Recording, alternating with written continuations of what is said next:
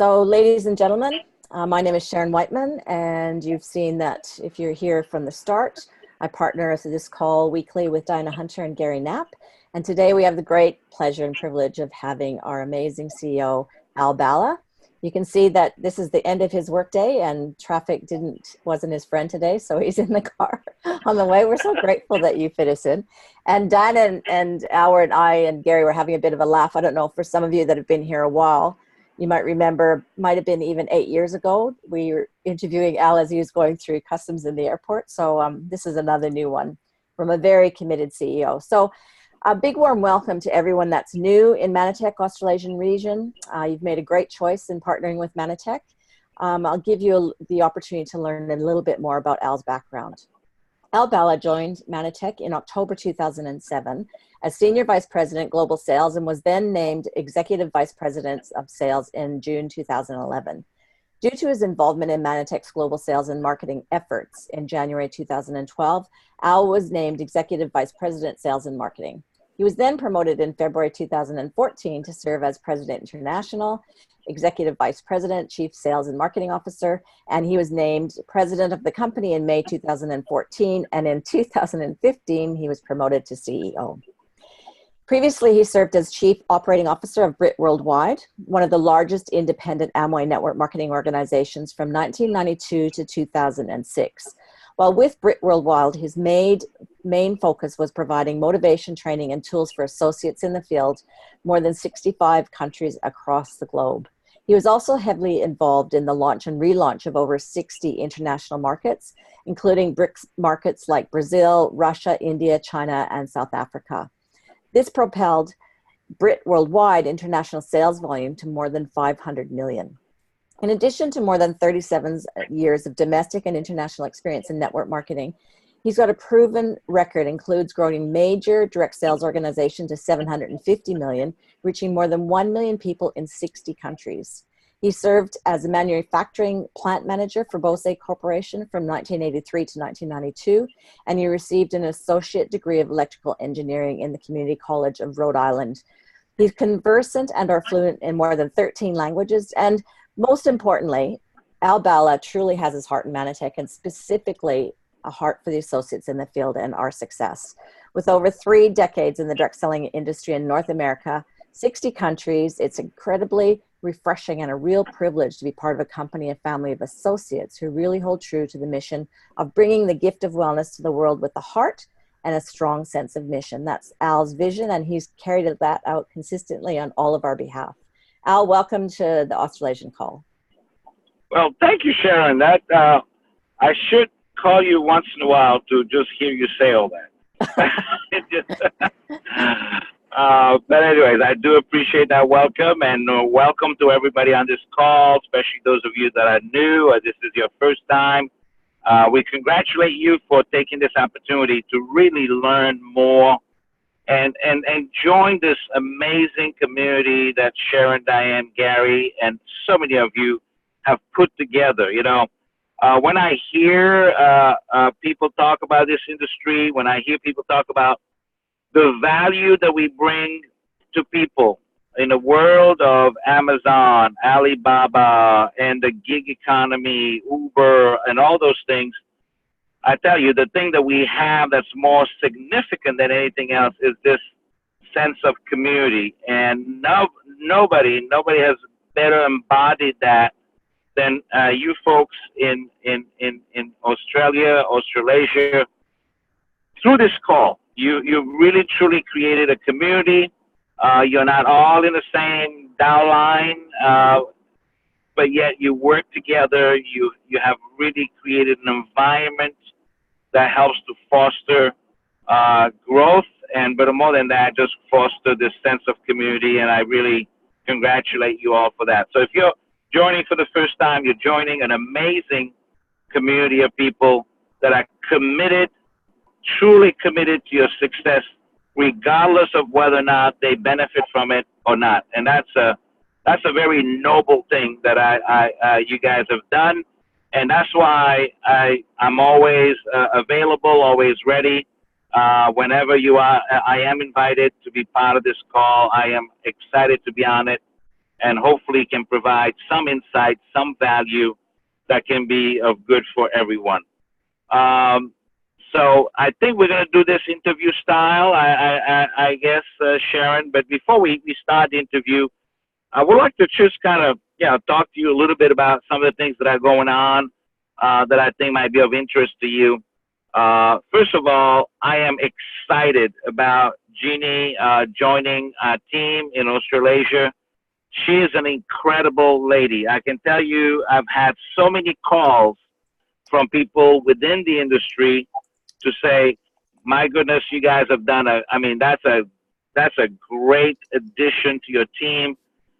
This lady has been in the industry a long time. She's been the president of the DSA there in Australia, which is a great honor, great responsibility. Someone who truly understands the industry, truly understands what you do. She knows the industry from inside out, but the fact that she's kind of fallen in love with Mannatech is wonderful. And I congratulate Chris Simons and the team who worked with her to get her onboarded, to bring her on. And I am excited about what's going to happen there over the next few years with her supporting you all and bringing her experience, her knowledge, her love and passion for this industry to Australasia. And I hope that also for those of you who've been around a while, I hope you understand that this is really another sign of our commitment to the region and trying to find the best talent that we can find to help really shoulder this work that has to be done in Australasia, because we do believe Australasia is a very important part of the world. You know that every time I'm there, I have highlighted the fact that geopolitically, you guys are in a great place. And I know it's just a matter of time that we find a way to leverage that advantage that you have by being right in the middle of the fastest growing demographics in the world, the fastest growing middle class in the world, and also the fastest growing direct sales segment of the world's direct sales. It is happening in your backyard. You guys get a front seat to what's going on, and you get to participate. So I'm pretty excited about those things. I spent the last week, last weekend, I spent it both at the ANMP, which is the Association of Network Marketing Professional, where I get to hear from leaders in the field, top earners, $1 million earners, and so on in the field. And I get to participate in the discussions, in the dialogues, and then listening to them. Spent 2 days there. Then I was in Austin, Texas, spent 3 days at the DSA with all the CEOs of the top MLM companies in the world, sitting at the table, discussing the challenges of the industry, but also the amazing opportunity that we have. So I'm coming from that really jazzed up and really excited. You know, it's amazing. After 38 years in this industry, I'm probably more excited about it today than I was 38 years ago, because of things like what's going on right now as I'm driving home and talking to you in Australasia, and feeling like I'm right there in your office, Sharon. I'm right there in your living room. Folks, that's an amazing advantage that we have. Technology is affording us opportunities to connect and influence on a global level like we've never been able to in the history of the world. So those things all play favorably in what you have signed up for, which is being global social entrepreneurs, global influencers, and deriving a lifestyle and income from your ability to influence around the world. Don't take that for granted. That's an amazing advantage that we have today that 38 years ago, when I got involved in this industry, we didn't have those kinds of things. And it was hand-to-hand combat every day. Today, technology just helps us to expand our horizon. So I just wanted to put that in front of this conversation. And then Sharon, I'm ready now the, for the interview. Well, Al, one of my visions is I was so impressed by your Next 25 presentation at Manifest. And while I know that, it's a bit thankfully, I'm very grateful for the fact that that was made available for everybody by the video. I wanted to bring some of that content here to Australasia in reference to our region. So I think one of the things that you started with at Manifest was talking about expanding on those demographics, those trends that are changing, and with millennials taking over baby boomers and other factors in regards to the micro entrepreneur and the disruption of retail channels. Can you give us some background on that and how that's empowering really our profession? Sure, absolutely. Well, I just in the last few months, I've taken a personal assessment, and one of the things that came out of my assessment was the word futurist. I love to live in the future. And so I spend a lot of time really analyzing trends. I believe opportunity is when we are ahead of trends, not behind the trends. And when you are ahead of the trends, you then can capitalize on what those trends are bringing, because in every phase of change that will happen, and this is in the history of the world, there's always been those who capitalize on the change in a very positive way. And then there's those people who become victim of the change because they were late at capturing it, or they missed the opportunity, didn't see it coming, got caught flat-footed, and so on. So for me, when I look at the trends, when I look at what's going on from this massive change the world is going through, there's a few things that come to mind. Now, you mentioned one of them, demographics. Look, we're at a pace to reach 9 billion to 10 billion people over the next 5 to 10 years. And that's a big jump. People are living longer. You have Asian pockets and other pockets in Africa and other places that are growing really almost exponentially. There is a lot of, there's a lot to be said within that demographic explosion, the explosion of the middle class. Why are those two things important? Because we are in a market that supplies to a need of the market, and that need is wellness. And for us, the larger the demographics, the better, the more potential there is, because there's more people who need the things that we offer, the value that we bring to the world. So both in terms of total size, but in terms of the size of the middle class, because the middle class is our best customers.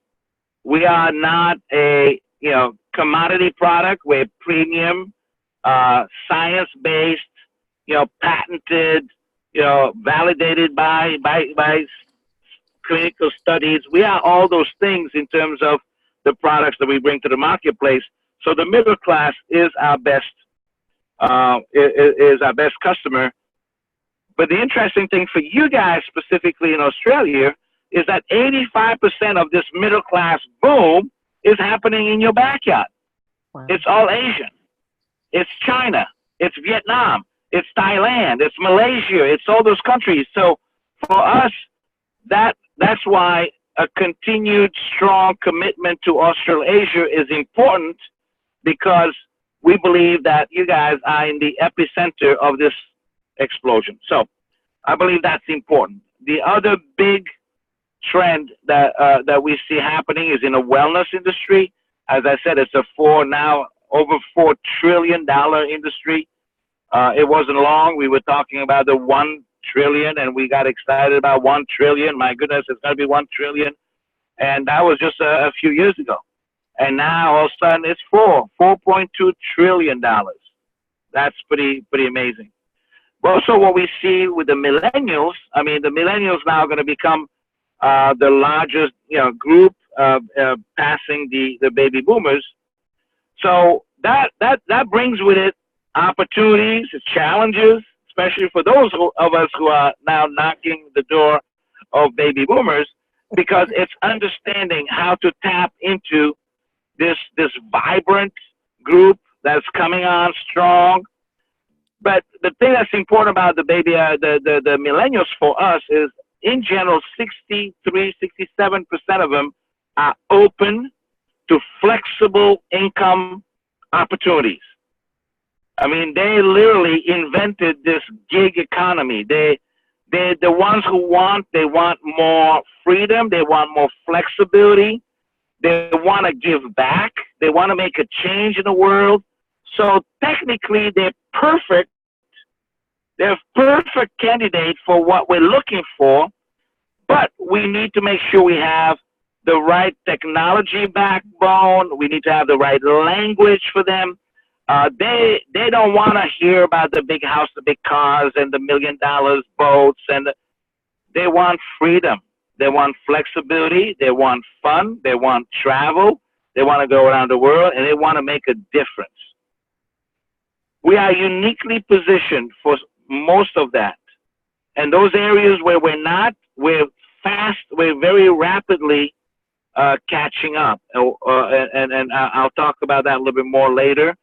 But certainly from a technology platform, June 22nd, we're going to be launching something that I believe is a first step to answering, the need of them to make it easy for them to operate, to make it easy for them to be in business.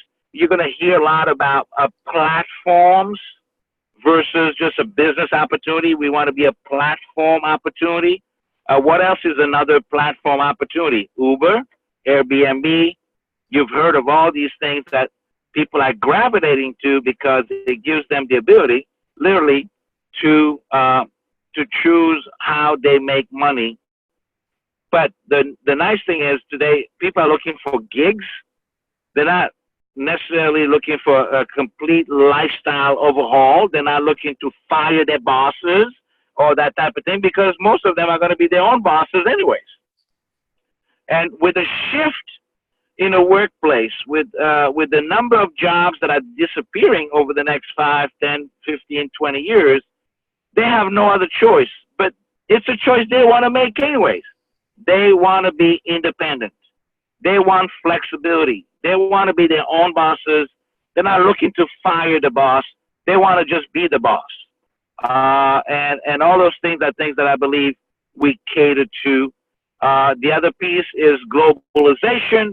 The world is on course for globalization. It doesn't matter what the politics say. We're a global village. We're a global community. The millennials are also all about community. They want to be part of communities. I was reading just a few weeks ago how there's probably 200 communities on Google or Facebook about shower curtains. Shower curtains. People who sit around and talk about shower curtains. Jeez. But that's just the idea. People want, technology kind of keeps us separate, but yet we want to belong. So that's why sharing this call is so wonderful. This community you guys have built is so important. And this is really the value add you bring to people, because people want to figure out a way to connect. Even if it's by Zoom, but they want that connection. They want to be part of this dialogue. They want to be part of the conversation on things that are really of value and interest to them. So I think I've covered most of it, but the rest of it, I mean, it's in my presentation. But all to say, our channel, our platform opportunity today, direct sales, is uniquely positioned to really tap into this need that exists out there for people, both in terms of income flexibility, community, and paying it forward and doing something good in the world. And that's why M5M is a perfect, it should be part of our conversation, because it's the perfect answer to what they're looking for. Absolutely. And Al, as part of that, I was very excited to see the Mannatech personal website come through. I'm excited to see it. Is that a global initiative? Yes, it is a global initiative. Yes. Okay, great. And It sounds like phase one is a marketing platform. Will there be a CRM attached to that afterwards? It's going to integrate with Mannatech Plus, or how does that work? Totally. So Mannatech Plus is already a form of CRM. If you guys are already using it, I hope you're using it. Use it more. I have to make decisions around whether that's the right app for us based on how people react to it. But I would say it has a form of CRM. This is what's exciting. The phase one of this deployment is going to be literally where every single page on Mannatech.com is going to be shareable. So you are on the Mannatech Plus page. There's a button at the bottom. You click it, and then that is shareable. That it becomes a link, and in that link is embedded your number, so that when somebody clicks in that link, whatever it is, it could be you send them something about the comp plan, you send them something about bounce back, or you send them something about M5M. They click on it, it automatically takes them to your personal web page. Okay, which then lets them either sign up or buy something, and be more specific about the thing that you actually talk to them about, not just this general, personal web page that now they have to walk through and understand and listen to something. No, it's going to be very targeted, very specific. Now, folks, this is not a big technology leap, but it is one for us, and it really has simplified the process of how we connect with folks and drive them to a business decision. Buy something, register your business. So I'm pretty excited about it. Now, phase two is all the other things that come with it. Now, there's going to be a combination of Mannatech Plus and this front end. This front end brings them in. Mannatech Plus gives you other opportunities to be able to either to use our full library of things, which is our videos and our flyers and other things.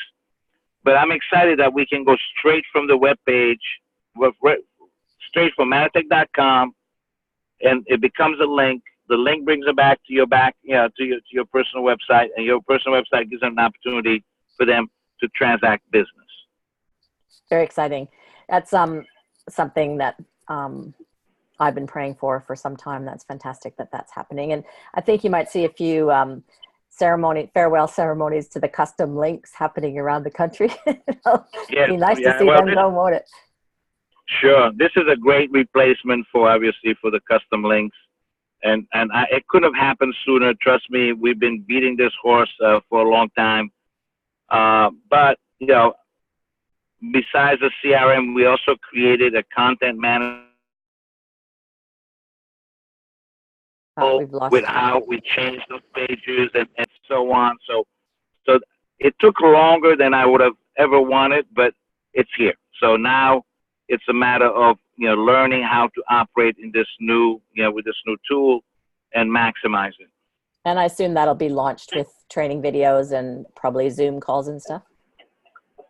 Yes, there will be they've already done some of the training videos, but I really believe it's going to be platforms like this helpful. It's getting somebody on this webinar and teach folks how to use it, and it's just a matter of time. You'll be teaching us how to use it, because once you get a hold of it, the field always finds more ways to really leverage these things than we at the office in Texas can ever think about. So I'm really looking forward to what you guys do with it, and then it is an iterative process. So we're going to give you this. You're going to tell us what you need, and we're going to come back and going back and forth until it's really the absolute ultimate tool for the business. And it's a commitment that we have started.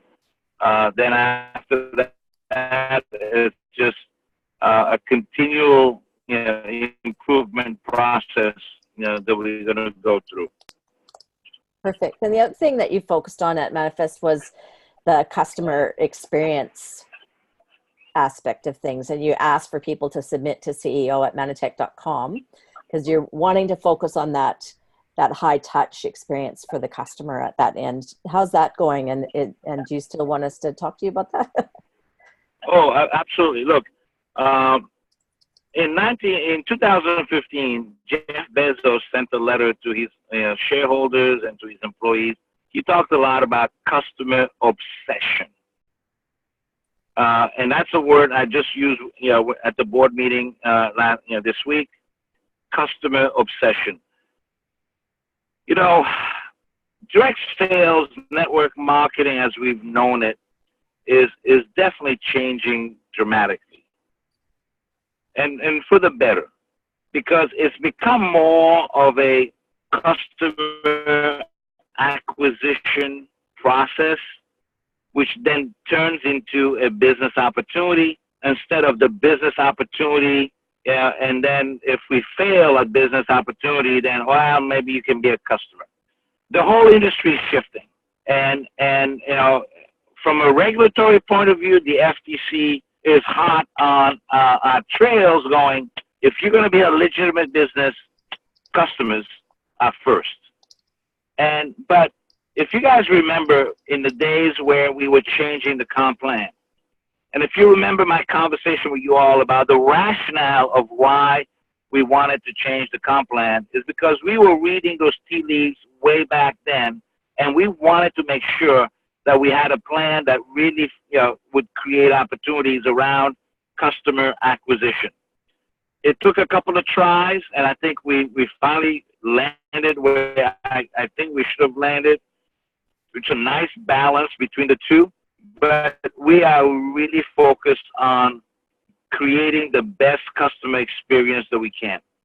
I'll be honest and say I do not believe we're there, and that's why I openly said, look, as you come across things that can be done better, please drop me a note at ceo.mannatech.com, ceo@mannatech.com, because those are the kinds of things I want to hear from you on those things.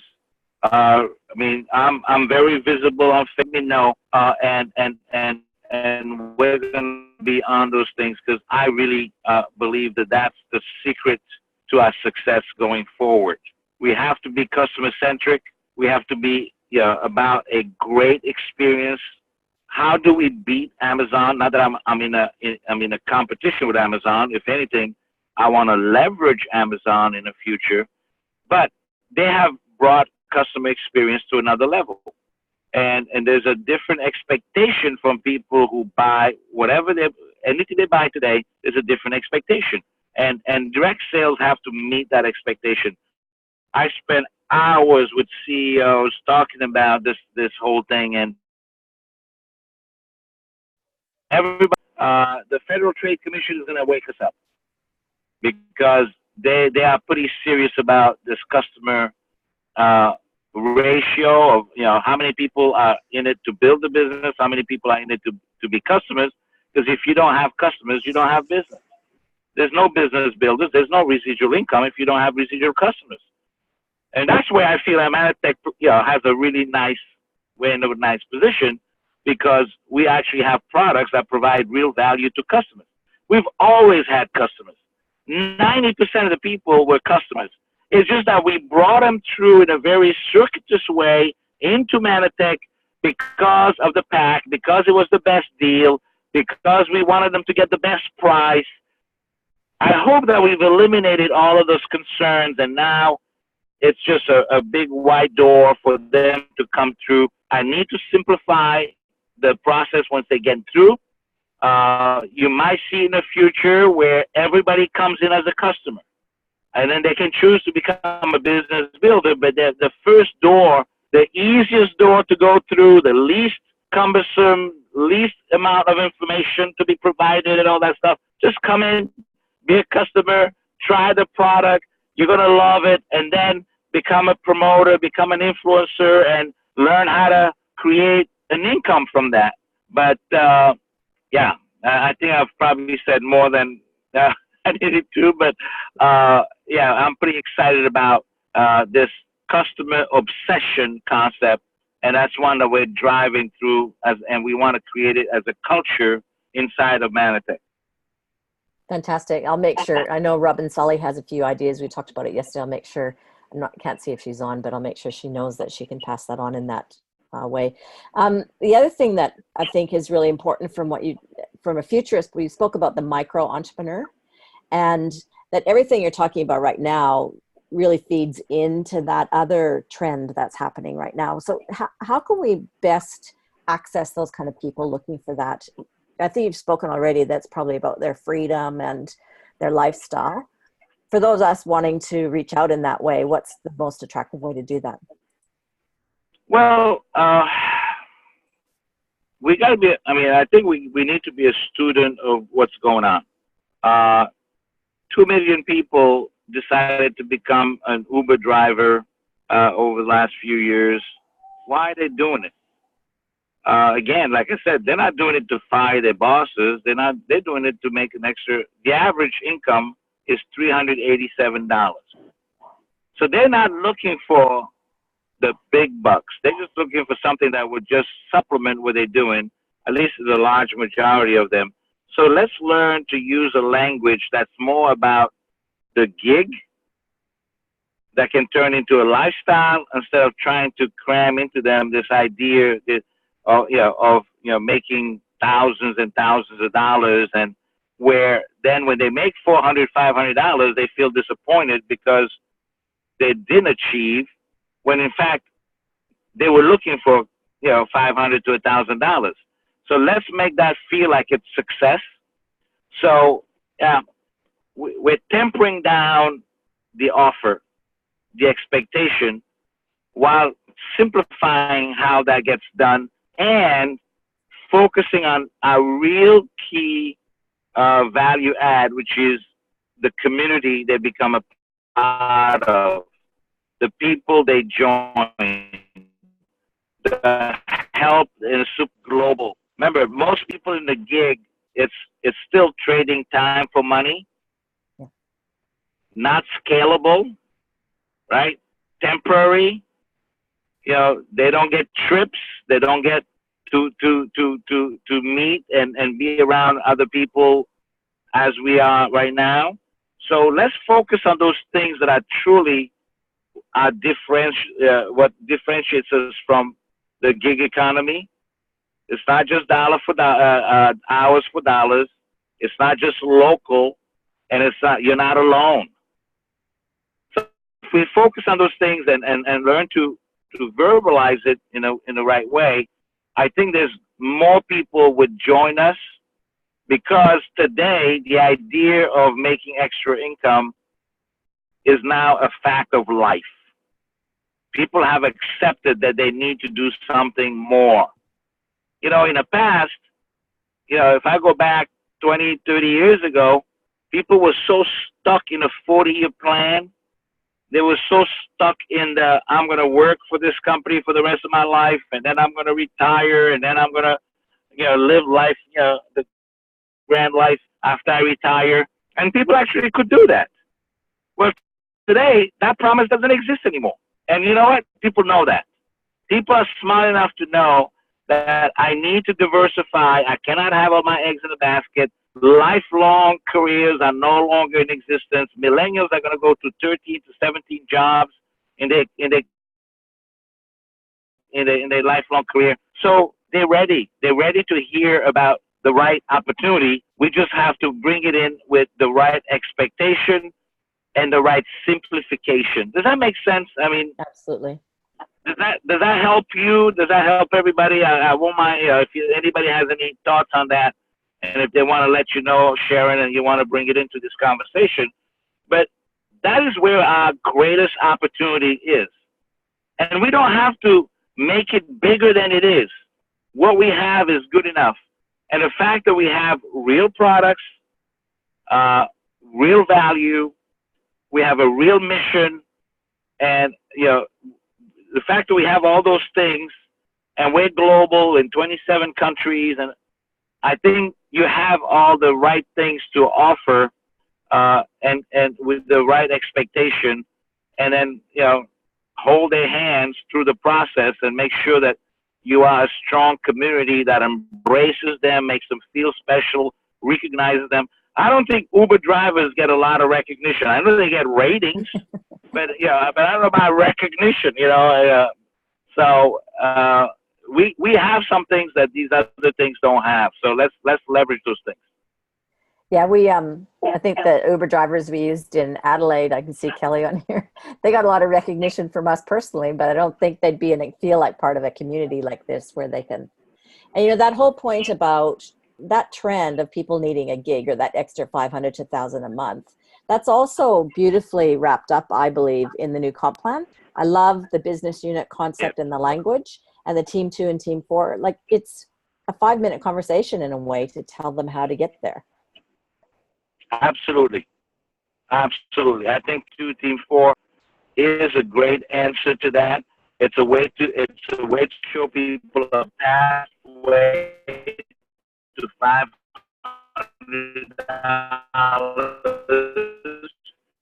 Very simple. It's not gimmicky. It's about volume. It's about customers. It's about you.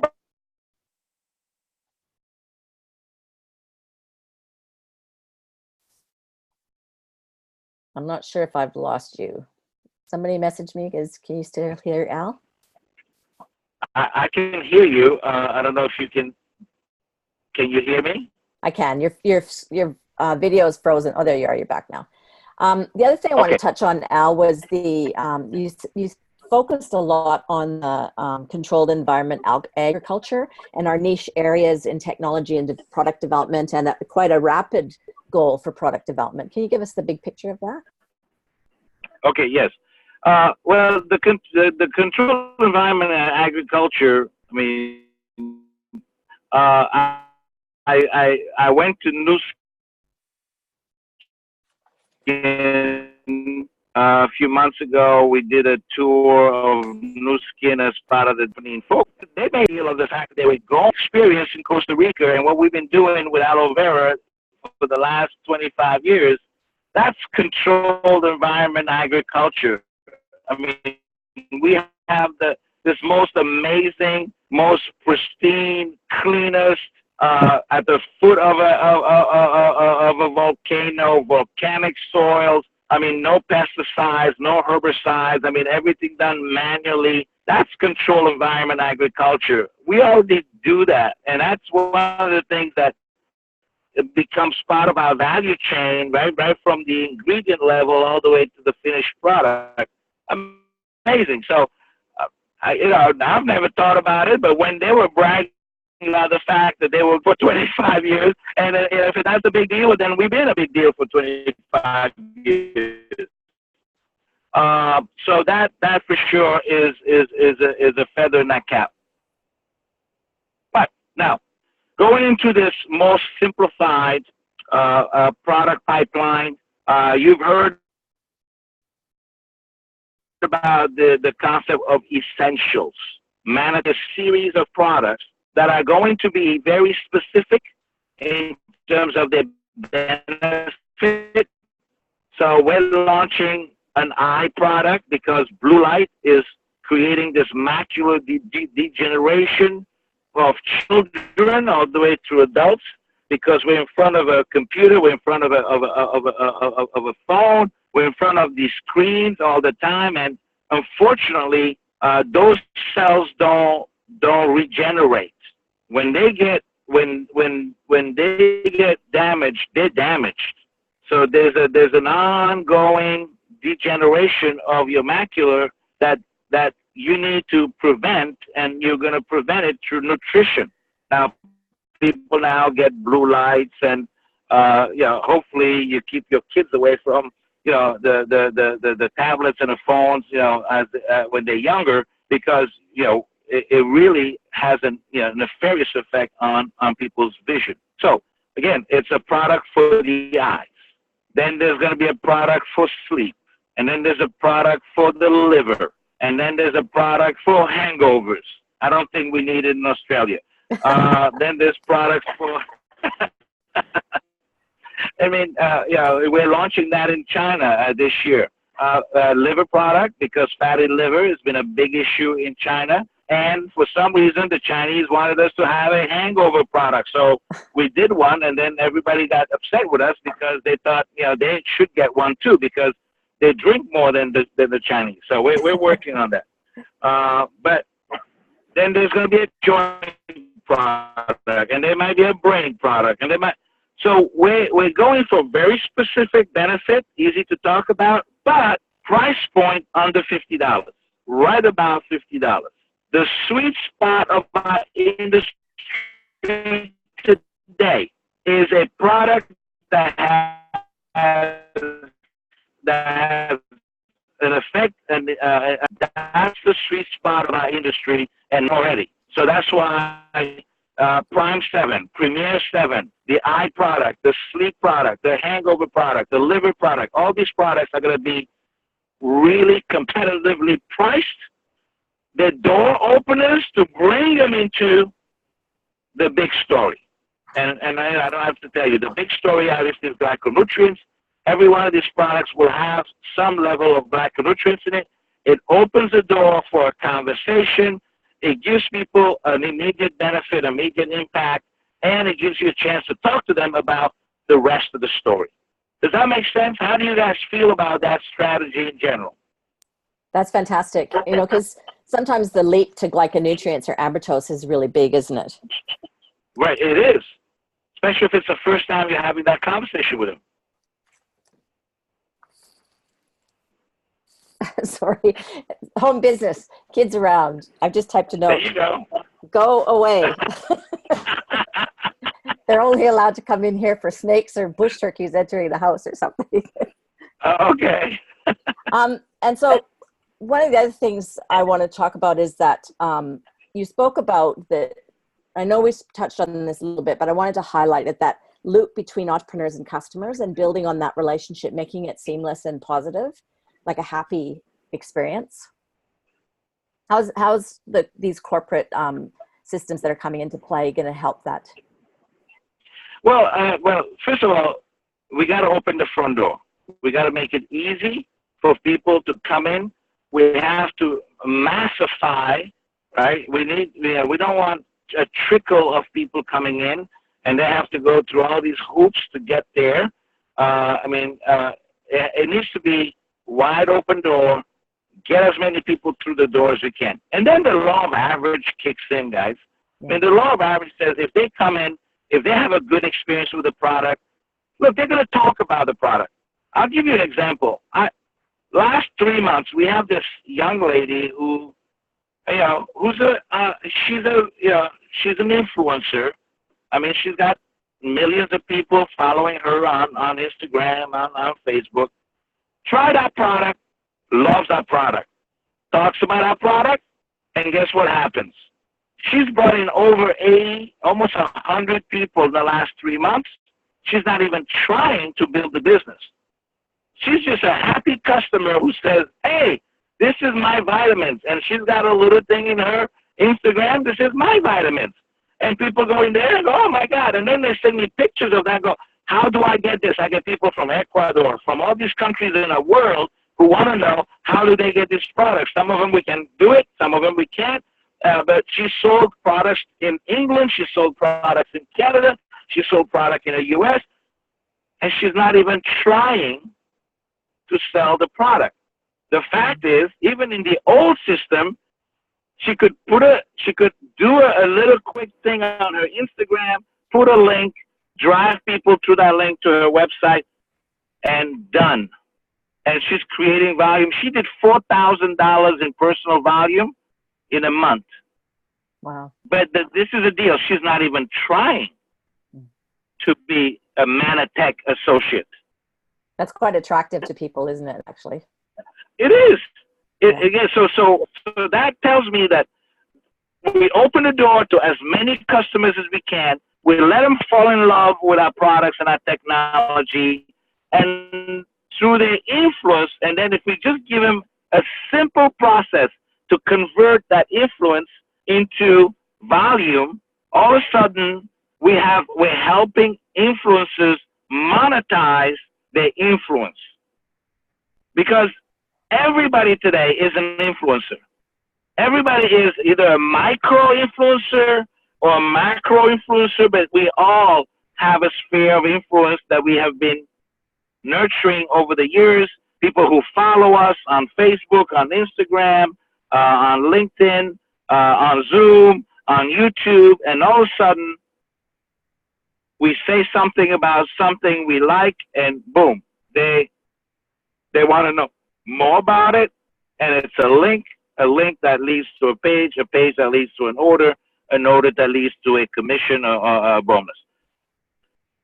I don't know if I've answered your question directly, but that for me is a very natural, organic pathway to creating business and eventually to actually build business and have people who come in and join us in our business versus where we have, over the years, we've always forced the issue to some degree. Now, I'm not saying, I will never be the one that will say, well, the eye-to-eye, belly-to-belly process is done.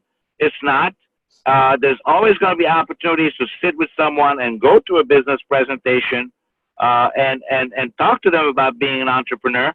And there's certainly a lot of people who want to be micro entrepreneurs, no questions about it. But I think this other process also works, and we're facilitating it with technology, and we're being smart about how to create the linkage between interest and influence and to value. That's so welcomed. That we're so grateful for that. A lot of thank yous in the chat for you, Al. Two final questions. You spoke about what you just spoke about leads into international expansion. So I know at Manifest you're talking about, I think we're in 27 countries now, and we'll be going into 100. For people who want, and there's been, again, you've coached us again and again and again, but to highlight that, start local to go global. Is that your advice? Like, I know China's open. We do have a few people asking questions about China, and I'm chasing a training on that. I'm chasing Chris Simons around the world. And what's your recommendations on the next steps for people who want to build international?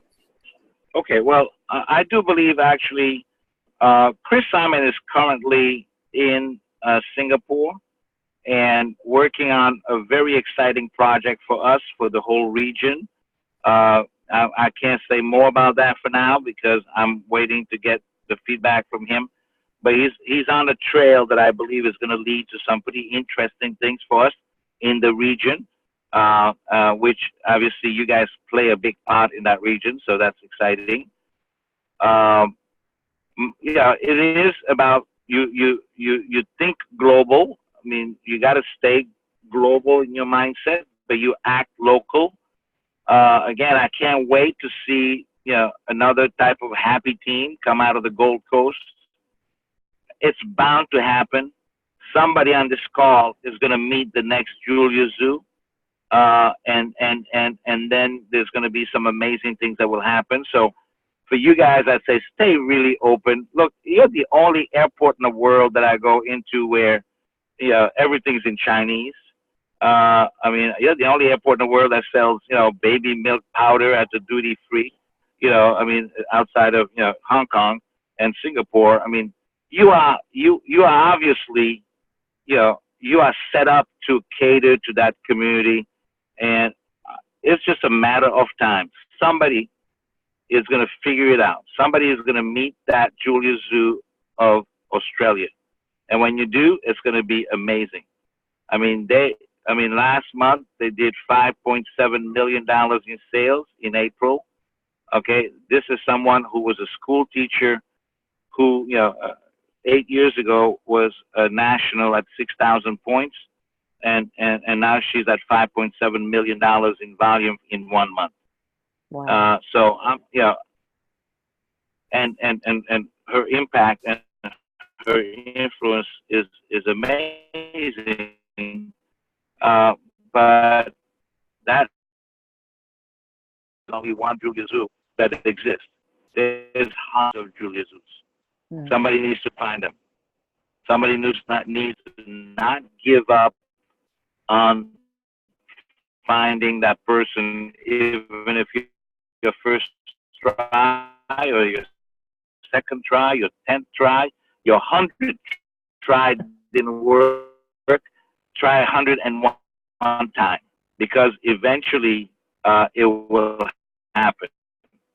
You know, Dr. Hines found her through a series how that happened. It's never strategic. It's just you go out there, you do the best you can, you talk to as many people as you can, you're as sincere as you can, you're as good a person as you can, and somehow the universe will conspire for your success.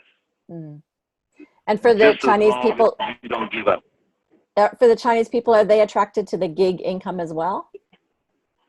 No, they're attracted to amber toast. They're attracted to what our products do, because China is in great need, in dire need of wellness and wellness option and wellness solution. Just had that conversation with Gary Sanford today. You know, he's presenting in front of a group of Chinese people. The Chinese government, from the president on down, has talked about the concept of wellness. Because to be a great society, they got to be a society of healthy people. And unfortunately, you know, you may not know this, but the Chinese are highly unhealthy. They're unhealthy because of the pollution. They're unhealthy because of what's in the air, what's in the water. They're unhealthy. You know, it's And not using by the Chinese accident. as an example, what about Chinese people living locally, though? So they may not have that Well, sense. no, but again, that person is there. Yeah. That person exists. There's a person out there who's a newly immigrated Chinese in Australia who is trying to figure it out, who's facing all the hurdles of integrating into a new society, who was a professional in China doing menial stuff in New Zealand or in China, or in Australia, and she's praying for a solution to come to her. Now, who can influence her? It might be a person who can straddle the English Chinese, cultural divide. So it's probably a Chinese person that's been around in Australia for a while, who can talk to a brand new Chinese that just come in. Because I think the Chinese have been around in Australia long enough. They're probably as settled as most Australians are and most Americans are. We're settled. But the new Chinese is not settled. The Chinese that immigrated to Australia wants the Australian dream. And the Australian dream, just like the American dream, is hard sometimes. It's tough. And we do offer another pathway. We do offer another solution. It's not the easiest one, but it's worth it. And if those people understand how they can bounce back and forth between Australia and China, New Zealand, Australia, China, Singapore, if they can see what that means, then they're going to be part of your business. Yeah, fantastic. So, what's in your heart to leave the Australasian region with? So there'll be people on this call today who are wanting to restart. There's people that are newly starting. There's people that are in full speed. What's your advice to our Australasian region going forward? Well, first of all, understand but regardless of thing that's happened, all those things are just bleeps. They're little blips in terms of the total picture, and realize that you are in an amazing place geopolitically. Realize that these trends we've talked about earlier, they're real, they're happening. Just realize they're going to happen with you or without you, or maybe they're going to happen against you. Because in this great job exodus that's going on, in this great transition, There are going to be some winners. There are going to be some losers. You want to be on the right side of the equation. Are you preparing yourself? Do you feel, are you in the right place right now to take advantage of these mega shifts that are going on? Or are you going to be a victim of those mega shifts? And so I would say, grab onto this with renewed hope and expectation. Get back to your first love. Remember what it's like when you first met Mannatech. For some of you, you're just meeting Mannatech. Hang on to that feeling of what drove you here, what got you here, what made you say, you know what, yes, I'm going to do this. Remember those things and use those things as the fuel, and realize that what we do is good. Whether we're helping somebody with their health, whether we're helping them with their health, their wealth, whether we're helping them find a purpose, a significance, which, you know, for me, that significance is always picking up the phone, calling another human being, and being that voice of hope in maybe a life that's in darkness right now, where they don't see the options, they don't see the possibilities, they've given up on those things, and you can be that ray of hope for them. You know, and maybe it's a person who's stuck in a small dream, and you can be the door to a bigger dream. So those are the things that I would really say to everyone. This is a beautiful industry that we're part of. We really can transform people's lives. We can transform our own life. We can transform other people's lives. And let's grab onto that. Let's believe in that. Let's want to live a life of greatness. Let's want to live a life of significance, because just the average life is just average. God didn't create you to be average. He had this fantastic plan for you before you were even born. Now it's a matter of, you know, letting that come true. And I hope that Mannatech is how it happens for you. It could be something else. But don't settle for mediocrity. Don't settle for average. Whatever you do, go for the best. Go for go for greatness. And if Mannatech is your way to greatness, great. Because we're here to help you. If something else is, we congratulate you. Find it. Find that thing that is going to take you to your greatness, and we're going to be out there cheering for you, applauding for you, whether it's with Mannatech or not. So that's kind of my parting words, I would say. Al, thank you for the generosity of your spirit and time today and heart. Very grateful. God bless you. Thank you for being here. Probably talk to you at the end of the year, at the beginning of next year. Sure. Always ready. Thank you so much, Al. Thanks for everything. Yeah. Thank you for all you do. Thank you for all you do. And thank you, Gary. Thank you, Diane. And you, Sharon. And you're a great interviewer, too. Love it. You should have been on TV. No, I love this one. This is good enough for me. My sweet spot. Thanks, everyone. Have a great week. Next week is Karen Dennis. Thanks, Al. See you later. Bye-bye. Bye, Al. See you soon. Thank you, Gary. We appreciate you, buddy. Thanks.